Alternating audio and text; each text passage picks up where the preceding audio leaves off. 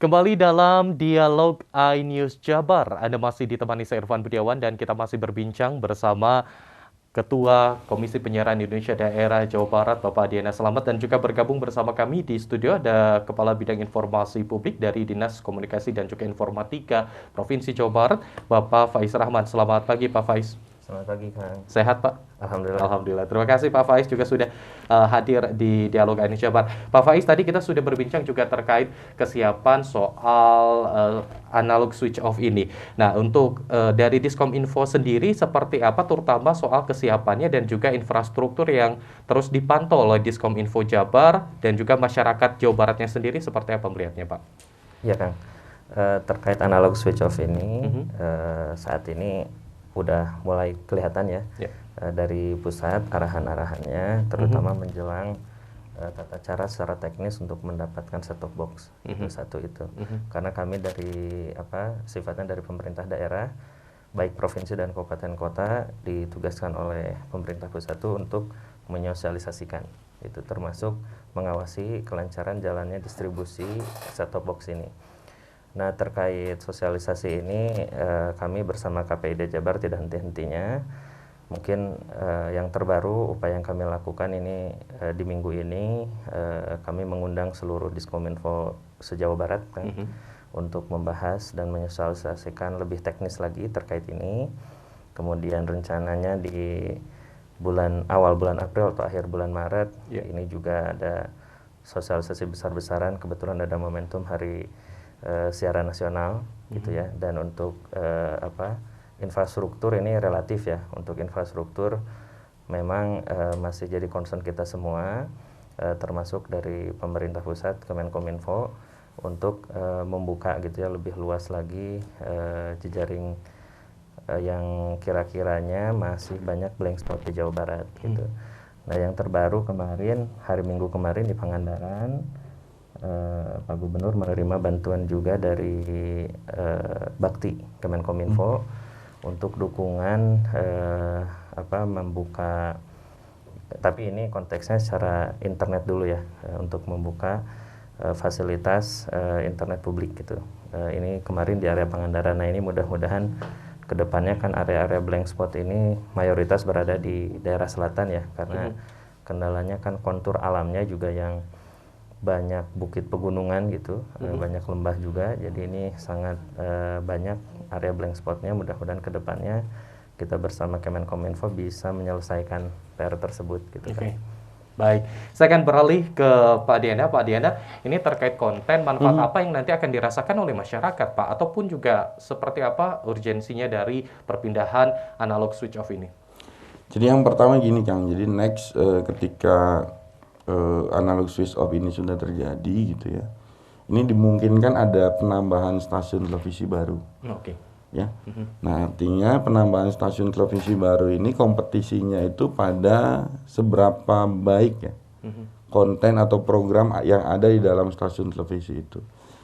Nah, kita sudah coba melakukan diskusi panjang lebar tentang ini semua ya sebenarnya. Cuman memang ke depan stasiun televisi ini kalau saya umpamakan bukan kayak masuk pasar Kang. Jadi masuk pasar itu semua ada kan gitu ya.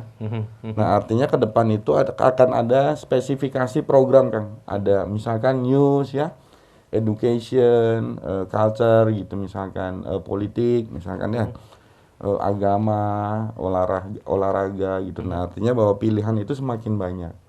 Nah, artinya kalau pilihan itu semakin banyak, maka akan membuka peluang ekonomi di industri kreatif. Tapi ekonomi di industri kreatifnya itu saya selalu bilang itu dibagi dua Kang. Jadi ekonomi industri kreatif di bidang penyiaran terestrial gitu, yang maksudnya tadi ngisi konten buat televisi gitu ya. Lalu yang kedua industri kreatif yang memakai basisnya internet atau OTT seperti itu Kang. Nah, artinya ini kan sebenarnya peluang ya, maksudnya peluang untuk kita apalagi masyarakat Jawa Barat yang selalu kreatif ya, maksudnya ide-idenya konten nggak mungkin mati kan kalau di Jawa Barat.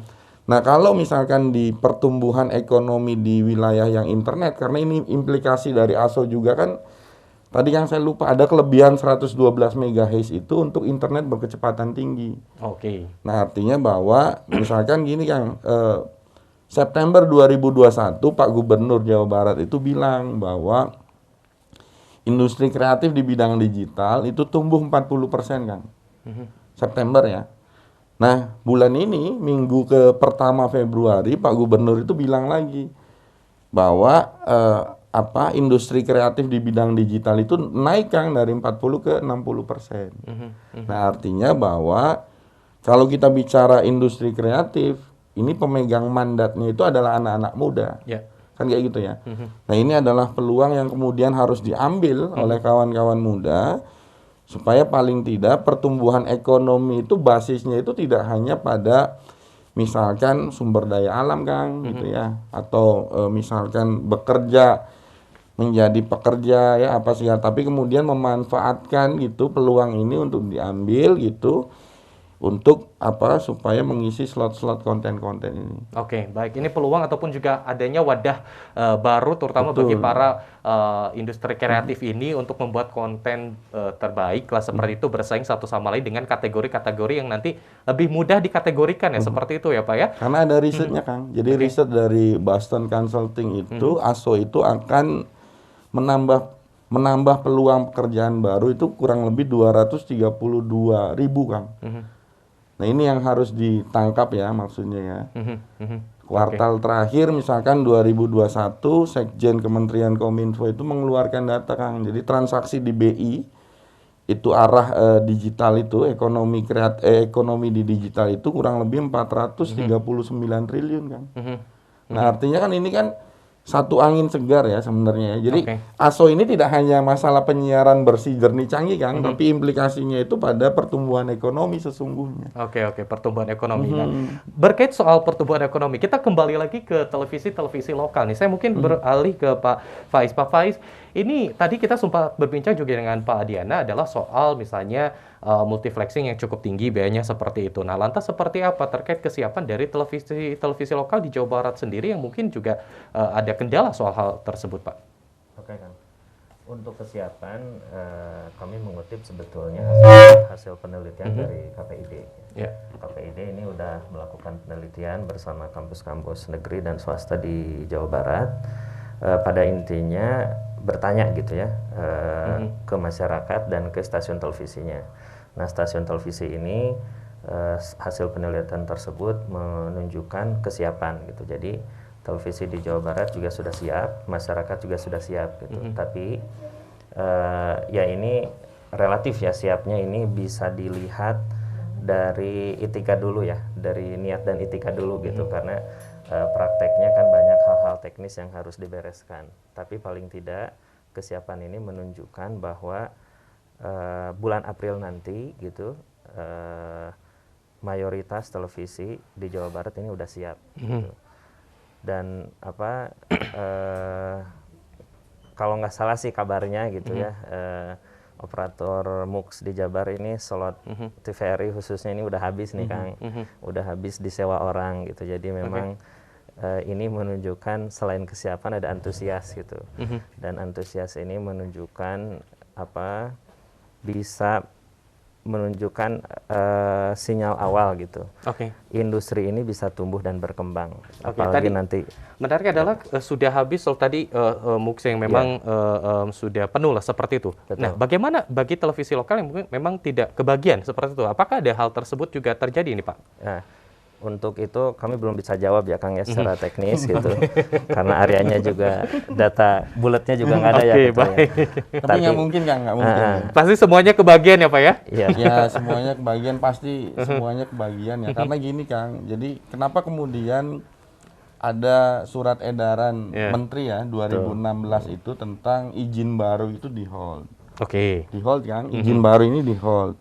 Nah, karena prioritas yang harus bermigrasi itu di seluruh Indonesia itu 701 televisi, Kang.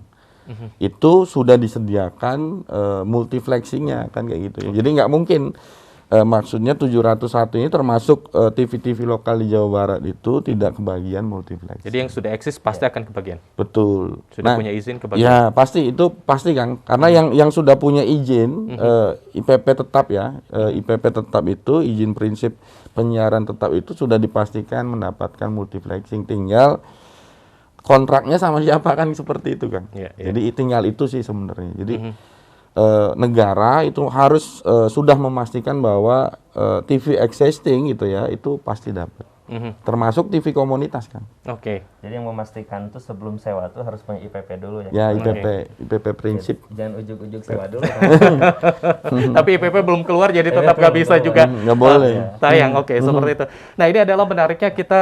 Saya kembali Pak Faiz. Ini terkait kesiapan masyarakat ini sendiri. Nah, terutama juga masyarakat ada yang terutama prasejahtera ini juga dibagikan set-top box secara gratis. Tapi di sisi lain ini juga bersaing dengan media baru dalam hal ini internet. Bagaimana melihat hal ini? Berkaca ini mungkin dari Pak Faiz dulu. Kalau untuk itu kami punya beberapa data survei Kang. Survei yang kami lakukan secara internal oleh Humas Jabar, dilakukan secara digital. Kita ingin melihat media habit Jabar nih Kang. Jadi media habit Jabar ini memang naik turun Kang. Ada 3 media utama yang digunakan untuk masyarakat Jabar sebagai sumber informasi terpercaya. Ini bergiliran naik turun. Yang pertama sosial media, yang kedua media online, yang ketiga televisi. Kadang televisi pertama ya waktu PPKM, media online kedua, sosmed kedua. Nah untuk sekarang pas sudah masyarakat kembali beraktivitas, sosmed pertama 80%, termasuk media televisi yang kedua 50% kan, gitu. Media online kadang naik turun 40-60 gitu ya. Tapi ini sebetulnya menunjukkan, jadi nggak usah khawatir Kang, industri televisi masih punya porsi ini di tengah-tengah masyarakat kita. Paling tidak kalau nggak juara 1, 2, 3 kan naik turun ya, naik turun. Paling tidak ini 50% masyarakat Jawa Barat masih menonton televisi kan. Memang saat ini platform digital sangat masif ya, tapi kalau kami lihat ini masifnya memang masih di kota-kota besar. Kira-kira yang dukungan infrastruktur internetnya juga memadai gitu. Tapi kontur kita Medan Jawa Barat juga kan tidak seluruhnya terakses secara digital gitu kan. Masih banyak masyarakat kita yang mengandalkan televisi untuk sumber informasi, masih mengandalkan televisi sebagai hiburan gratis untuk masyarakat gitu ya. Jadi area-area ini jadi migrasi dari analog ke digital ini harus dilaksanakan gitu, karena masih banyak masyarakat, paling tidak berdasarkan data kami, survei kami 50% masyarakat masih nonton televisi. 50% masyarakat masih menonton televisi. Tambahannya melihat fenomena ini Pak Adiana. Saya cuman menyuguhkan 2 hasil riset nih ya. Jadi riset yang kemudian dalam kajian media itu Kang, jadi habit orang menonton televisi itu didasari pada penghasilan Kang. Jadi kenapa seperti itu ya? Karena memang frekuensi itu kan gratis Kang, ya, milik publik, dan menonton televisi itu gratis. Nah artinya bahwa orang mencari hiburan, orang-orang masyarakat prasejahtera itu kan yang gratis ya. Jadi kalau kita bicara hasil riset di Eropa seperti itu Kang, ya. Jadi semakin masyarakat semakin banyak yang belum mampu, maka semakin banyak orang masyarakat itu yang menonton televisi karena gratis, kan kayak gitu ya. Jadi seperti itu satu itu, karena tadi prasejahtera itu 400 sampai 600 ribu, jangankan beli pulsa kan kayak gitu ya. Nah itu kayak itulah satu itu. Yang kedua, ini hasil riset kata data sama Kementerian Komunikasi dan Informatika. Jadi tadi Kang Faiz itu Jawa Barat. Nah ini potret Indonesia Kang. Jadi pada bulan Agustus 2021 ya, Agustus September 2021 itu kata data dan Kementerian Kominfo itu melakukan riset. Jadi pertanyaannya media apa yang sering diakses untuk mencari informasi? Media sosial, betul Kang. Tapi ketika ditanya ya, media apa yang dipercaya untuk mendapatkan informasi, itu televisi kan? Televisi. Nah artinya itu agak relate sama penelitiannya Humas, sama penelitiannya Kang Faiz ya. Itu agak relate. Kenapa agak relate gitu? Karena dua-duanya masuk. kan kayak gitu ya. Tinggal split data ini kita bicara split data. Nah, artinya bahwa di Jawa Barat juga itu seperti itu, Kang. Memang betul ya, banyak pertanyaan yang seperti itu, banyak kok yang nggak nonton TV. Iya, nggak nonton TV itu kita yang ada di kota gitu, ya, maksudnya tapi ya, Kang ya. yang lainnya masih datanya masih valid seperti itu ya, Pak. Seperti Oke, baik. Ini sedikit saja karena keterbatasan waktu, mungkin dari Pak Faiz terlebih dahulu. Singkat saja, Pak Faiz. Untuk analog switch off ini. Ya, untuk analog switch off ini kami dari pemerintah daerah Provinsi Jawa Barat mengimbau ya dua hal gitu ya, dua unsur. Yang pertama untuk dari sisi pemerintah daerah kabupaten kota, yang keduanya untuk ke masyarakat. Mari kita persiapkan kita semua untuk menyambut analog switch off ini atau digital switch on ya.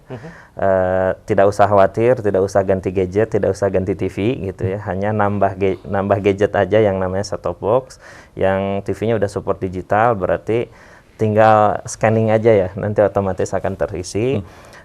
Sebarluaskan informasi ini, jangan sampai nanti kaget gitu kok TV-nya semut semua gitu ya. Gitu.